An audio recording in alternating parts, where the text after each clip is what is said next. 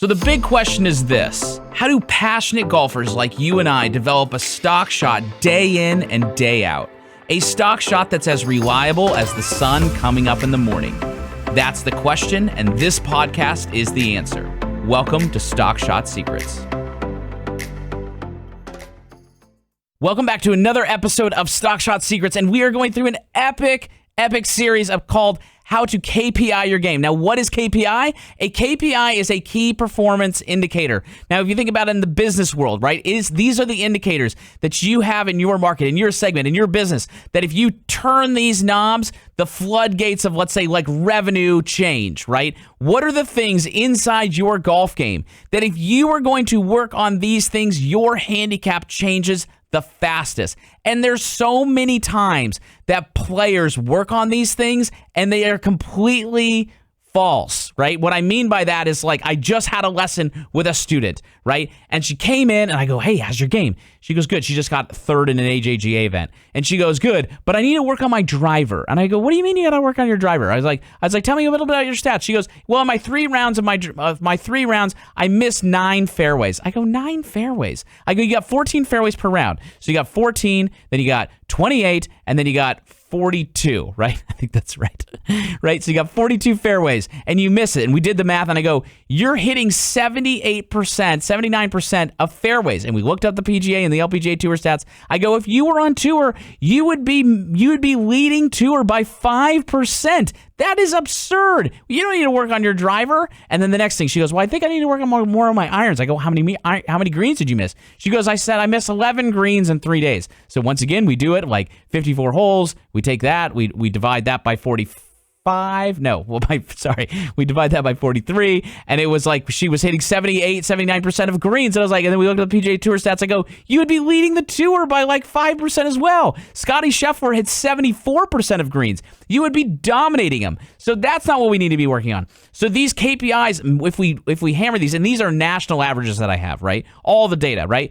These are the averages that if you move these things and you work on these things, and today we're talking about breaking 90. If you work on these, your handicap changes the fastest. Now, everybody's handicap and what makes them tick is a little different. If you want to find specifically what you need to work on for your handicap, there's a great program that we have at the Golf Room everywhere. We use it at the Golf Room. We use it at collegegolf.com, and it's called Clipped. It's CLIPPD. And they do a great job, meaning you go in there, you put in all your stats, and then it says, like, these are the things that John needs to work on, or Julie needs to work on, or Jody needs to work on. And now you know what are your specific KPIs. But today we are talking about the 10,000-foot view of, and these are probably yours based upon all the data, what do you need to do to be breaking 90, right? Now, the first one, and I am so passionate about this one, it's insane. If any of you guys are watching us on Instagram or YouTube, or you're in Stock Shot Club, you hear me preaching this all the time, and that is avoiding the big miss.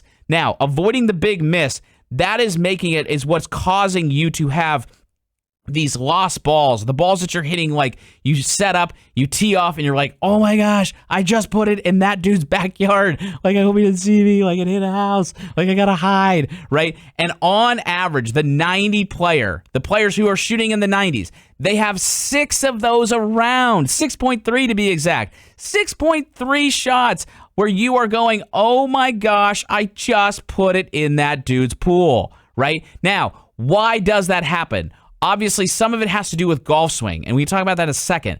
But what I found more times than not is that bad, big shots happen because you have terrible alignment.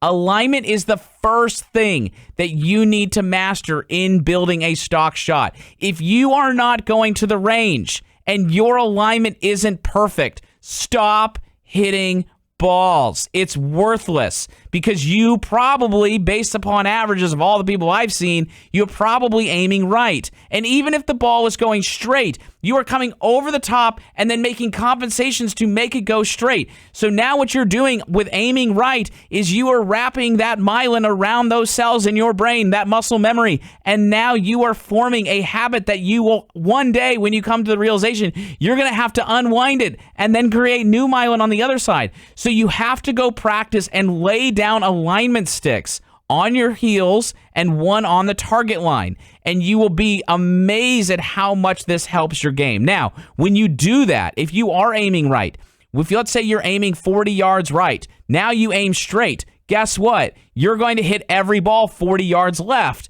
which is why you then need to work on your golf swing. But now your alignment is proper to where now you can work on your swing. So you go, how do I work on my swing? Well, you can go to stockshotclub.com and you can send us a swing and we'll get back to you like within a couple minutes and tell you exactly what you need to do. And it's literally like the price of a box of golf balls. Like, it's ridiculously cheap, but ridiculously amazing. So we need to take those KPIs of missing big misses of 6.3, and let's try to see if we can move those down to like 3, right? Like, I'm giving you 3 massive misses around. Like, we don't need to get to 0. Let's just see if we can make a little bit of a dent in it, right? And the way you're going to do that is you're going to go, if you're inside Stock Shot Nation, you're going to go and you're going to do the zone game and make sure your alignment is good. Be a stickler every day for your alignment. I cannot preach this enough. It is so important, okay? Hey guys, I hope you are enjoying this episode of the Stock Shot Secrets podcast. If you are enjoying it, be sure to like this episode. Be sure to subscribe so you can always see when they're coming out. And most importantly, if you would be so kind to be able to share this podcast with other passionate golfers who are trying to get better and build stock shots, because it grows through you sharing it. Thank you so much for tuning in. And now back to Stock Shot Secrets. Number 2, approach shot proficiency, and especially from that 100 to 150 yard range. Now, on average, from 100 to 150 yards, the 90 shooter is hitting the green about 50% of the time, right? Which for a pitching wedge for 125 yards, that's not very good, right? We need to be better than that, right? And now that might be because of contact. Once again, it's probably because of a swing thing. If you're in the 90s, right, there's something about the hundreds, like trying to make solid contact. If you're in the 90s, you're really probably trying to start to learn, like, what is an efficient golf swing and what should that look like and how do I practice it and blah, blah, blah, blah. So, like, you might want to go get the master plan or, like, do the 21-day stock shot challenge or, you know, watch some Instagram tips that I've got or YouTube or stock shot shows or whatever, right? But you got to do something to make your swing a little bit better because you're only hitting the green 50% of the time. The goal is that we want to hit it 60% of the time. Now, 75% of where the ball goes is where the face is aimed at impact. So obviously, if you're hitting it left, face is shut. If you're hitting it right, face is open. But remember that the club face awareness, a lot of times, that is just the smoke. It is not the fire, right? So we need to make sure that our swing is proper so that we can hit more greens, right? But hitting more greens, so if you're hitting in the 90s, try to work a lot on those distance bands that are in that 100 to 150 yards, right? Like, maybe don't hit 6 irons. Hit pitching wedges and 9 irons. Because if you have a pitching wedge in your hand, you should be hitting the green more times than not. Okay, the third one is the around the green proficiency. Now, different than the 100, the players that shoot in the hundreds, if you were once in the hundreds, we were saying, okay, now what we need to do is we need to just reduce the amount of clunkers. You're going to the green if you're shooting 105, and then you're missing the green.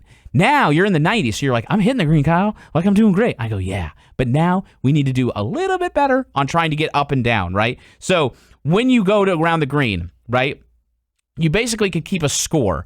And for if you miss a green, right, you're going to see does it take me 1 shot, 2 shot, or 3 shots to hole out. And on average, the players who shoot in the 90s, right, they can hole out 1, 2, or 3 times 75% of the time. The goal is if you want to go and shoot in the 80s, you need to be 80% of the time. So that's going to be about 2 shots around, right? So if you can do that and essentially try to get a little bit more up and down, then that's going to help you in reducing your score. So you go, okay, how do I do that? Well, the first thing that I would wonder as to why you're not getting up and down is I would challenge you and say, are you going through your think box? Are you asking, how is my lie? Where do I want to land it? 1 to 3 paces onto the green, unless it's an emergency. What loft or trajectory do I need to hit it? High, low, medium? And then what club, right? Should I use a pitching wedge, a sand wedge, a 9 iron, an 8 iron? Should I putt chip it? Keep it low. Like, should I putt it, right? Like, are you using are you going through the questions, or are you going to pulling up to the green, grabbing your lob wedge, grabbing your putter, and then walking over, and then that's like showing up to a soup kitchen with a fork, right? You got the wrong utensil. You need to make sure that you're walking up to the green and you got all the clubs that you need, right? Like, I'm probably carrying 3 clubs up to the green.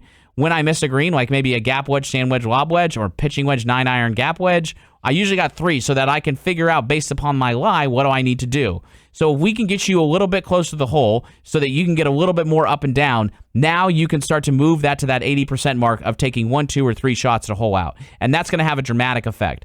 So to recap, we need to avoid the big miss. That is going to happen by you changing and helping your target awareness and your alignment, right? Alignment is the biggest reason why you hit one of those shots. If your swing is pretty good and you're making some really bad misses, I would bet a lot of money that it is because your alignment is ratchet, right? Like you are aligned not on this planet, and you need to make sure that is in check. The second one is the approach shot proficiency. We need to make sure that we are hitting the green more times than not from 100 to 150, so that you can maybe chart that if you want. If you don't want to get a stats program, chart how many times, if you have 100 to 150 yards, how many times did you hit the green? And it should be about 60% for you to be moving into that 80s, into the 80s. If it's like 40, 50, 40, 35, whatever, it's going to be really hard. It's tough sledding, right? Because you have that shot a lot, right? And then finally is the around the green proficiency, just getting it closer. And make sure when you're doing that, you are asking the 4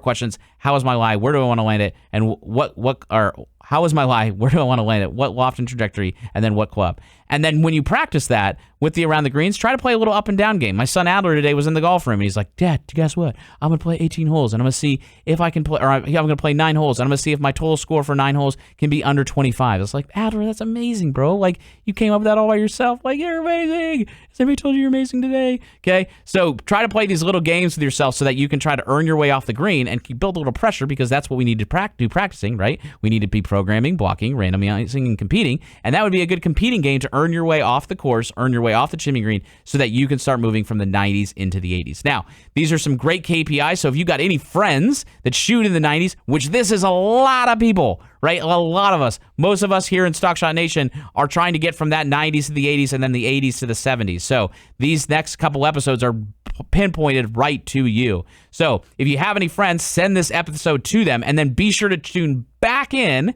because next one we are going to go through what are the key performance indicators, the KPIs, to move your handicap and get you to breaking 80. Man, that's the one that if you can start breaking 80, you now become that guy, right? Like, you're the guy that shoots in the 70s. Man, wouldn't that be epic? All right, so be sure to send this to a friend. Thank you so much for tuning in to Stock Shot, the Stock Shot Secrets, and I look forward to seeing you back here again, where we talk about how to break 80 and the KPIs that you need to do that.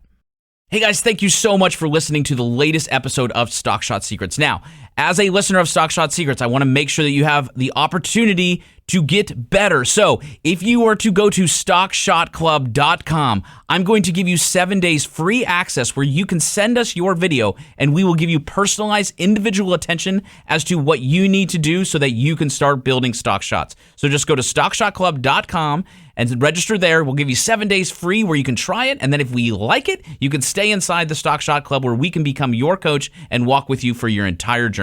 Thank you so much, and be sure to go visit stockshotclub.com.